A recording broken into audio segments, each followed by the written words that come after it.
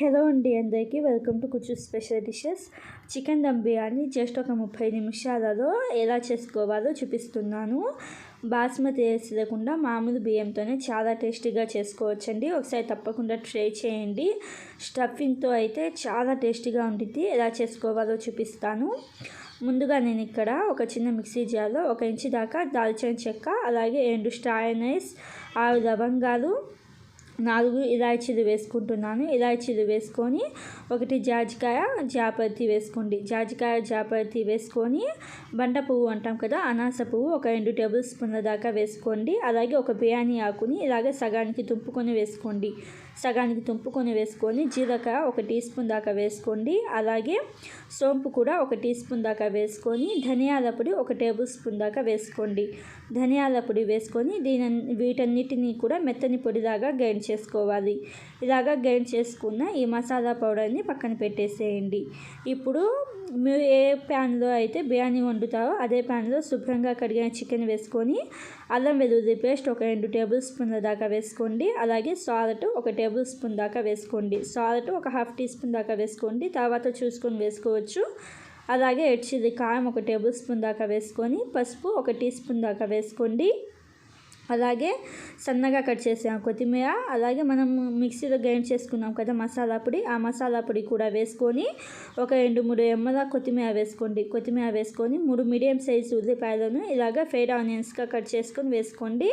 అలాగే ఒక 2 టేబుల్ స్పూన్ల నిమ్మరసం వేసుకోండి. నిమ్మరసం వేసుకొని ఒక 8 నుంచి 10 పచ్చిమిర్చిని కచ్చపచ్చగా గ్రైండ్ చేసుకొని వేసుకొని 2-3 ఎమ్మల కరివేపాకు వేసుకోండి. అలాగే మనం ఉల్లిపాయలను ఫ్రై చేసుకున్నాం కదా, ఆ ఆయిల్ 1 కప్పు దాకా వేసుకోండి. 1 కప్పు దాకా వేసుకొని గరం మసాలా పొడి 1 టీ స్పూన్ దాకా వేసుకోండి. అలాగే పెరుగు ఒక 1/2 కప్పు దాకా వేసుకోండి. హాఫ్ కప్పు దాకా వేసుకొని ఒక 2-3 నిమిషాల పాటు ఈ మసాలాలు మొత్తం ముక్కలకి బాగా తగిలేటట్టు బాగా కలుపుకొని ఉప్పు కారం సరిపోయిందో లేదో చూసుకొని ఈ స్టేజ్లో అడ్జస్ట్ చేసుకోండి. కారం అడ్జస్ట్ చేసుకున్న తర్వాత ఈ ప్యాన్ని స్టవ్ మీద పెట్టేసి మీడియం ఫ్లేమ్లో ఒక 10 నిమిషాల దాకా ఉడికించుకోండి.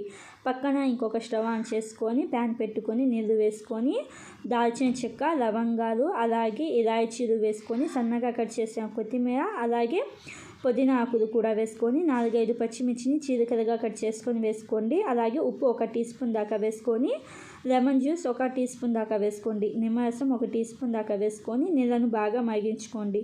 ఇలాగ నీళ్ళు బాగా మరుగుతూ ఉన్నప్పుడు ఒక 10 నిమిషాల పాటు నానబెట్టుకున్న బియ్యం వేసుకోండి. నేనైతే బాస్మతి బియ్యం వేయట్లేదు, మామూలు బియ్యమే ఒక 10 నిమిషాల పాటు నానబెట్టుకొని వేసుకొని పైన మూత పెట్టేసి హై ఫ్లేమ్లో ఒక 5 నిమిషాల పాటు ఉడికించుకోండి. ఈ గ్యాప్లో చికెన్ కర్రీ మనం ఉడికిస్తున్నాం కదా, అది మధ్యలో కలుపుకుంటూ ఉండండి. ఇలాగా ఒకసారి బాగా కలుపుకున్న తర్వాత 2 ఇలాచీలు, అలాగే 1 ఇంచు సైజ్ అంత దాల్చిన చెక్క వేసుకొని ఒక 1/2 గ్లాస్ దాకా నీళ్ళను కూడా వేసుకొని మంట మీడియం ఫ్లేమ్లో పెట్టేసి ఒక 5 నుంచి 10 నిమిషాల దాకా ఉడికించుకోండి. చికెన్ ముక్క అనేది మనకి ఆల్మోస్ట్ ఉడికిపోవాలి. ఇలాగా చికెన్ అయితే ఉడికిపోతూ ఉంటుంది కదా, పక్కన బియ్యం కూడా ఉడికిందో లేదో చూద్దాము. బియ్యం అయితే ఆల్మోస్ట్ ఉడికిపోయిందండి. 85 నుంచి 90% దాకా ఉడికితే సరిపోతుంది.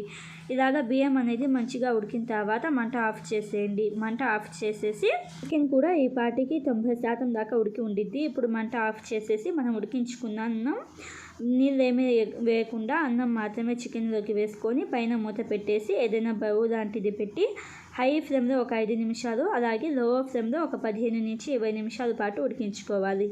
ఇలాగా ఒక 15-20 నిమిషాల పాటు లో ఫ్లేమ్లో ఉడికించుకున్న తర్వాత మంట ఆఫ్ చేసేయండి. మంట ఆఫ్ చేసేసి ఇంకొక 10 నిమిషాల పాటు వదిలేయండి.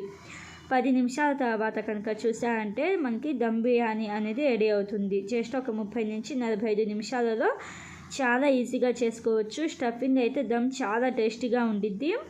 మనకి దమ్ అక్కడక్కడ తగులుతూ టేస్ట్ అయితే చాలా బాగుండిద్ది. ఒకసారి తప్పకుండా ట్రై చేయండి.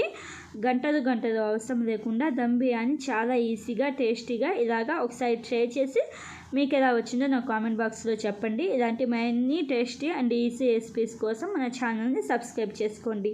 Thank you friends, bye.